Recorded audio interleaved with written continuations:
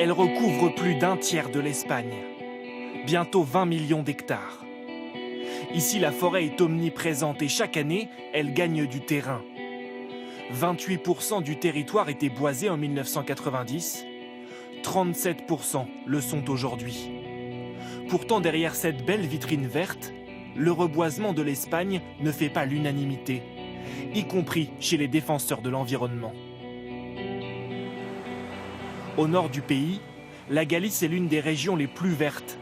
L'an dernier, le gouvernement local a distribué 1 million d'euros à des propriétaires privés pour replanter des arbres.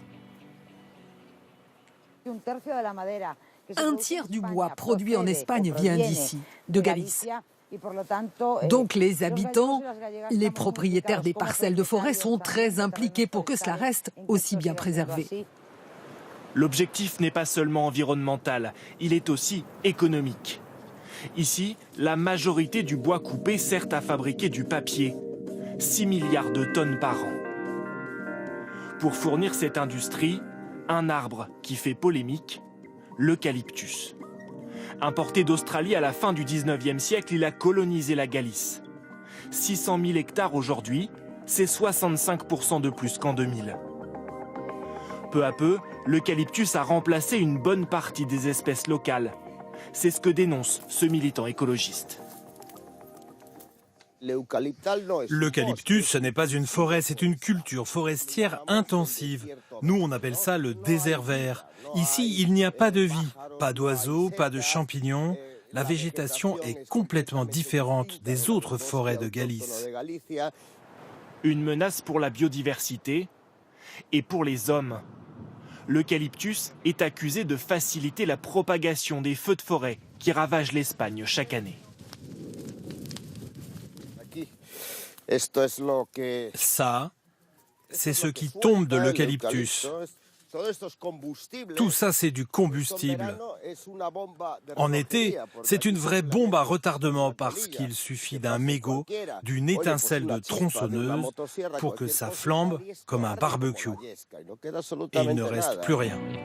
Les écologistes ne sont pas les seuls à remettre en cause la politique de reforestation. David Botana élève des vaches laitières. Il fait pousser lui-même le fourrage pour son bétail. Mais cette parcelle, comme la moitié de ses 26 hectares, est aujourd'hui inutilisable. Les eucalyptus plantés par son voisin sont très gourmands en eau et absorbent toute celle du sous-sol. Résultat, plus rien ne pousse, ni herbe, ni maïs. C'est clair, la forêt a gagné contre les agriculteurs. On se sent menacé car on a de plus en plus de mal à trouver des terres. Et on ne peut plus rien planter dessus. Rien ne pousse à cause des arbres. Des terres agricoles de plus en plus rares, car de nombreux paysans préfèrent abandonner et planter des arbres sur leurs parcelles. Les subventions espagnoles et européennes sont généreuses, 2 400 € par hectare reboisé en moyenne. Les syndicats agricoles réclament davantage de soutien des élus. Quand un agriculteur part en retraite ou abandonne son activité, il faut que son terrain reste un terrain agricole. Et l'activité forestière, il faut la déplacer dans la montagne. C'est là que doivent se trouver les arbres. Alors le reboisement de l'Espagne peut-il se faire de manière plus raisonnée? C'est ce que veut croire Victor Vidal. Ce jour-là, il s'apprête à commander 3000 arbres pour sa commune de Chan de Brito. L'an dernier, un incendie a détruit plusieurs maisons dans le village et fait 2 morts. Les habitants pointent du doigt les cultures d'eucalyptus. Regardez, ça c'est du noyer local. Je me disais que c'était bien, c'est plutôt résistant. Noyer, chêne, châtaignier.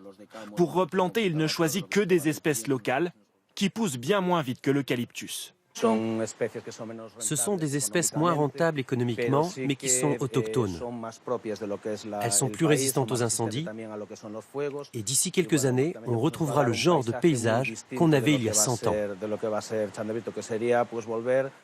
Victor Vidal, aidé financièrement par les collectivités locales et des particuliers, replantera ses arbres le mois prochain.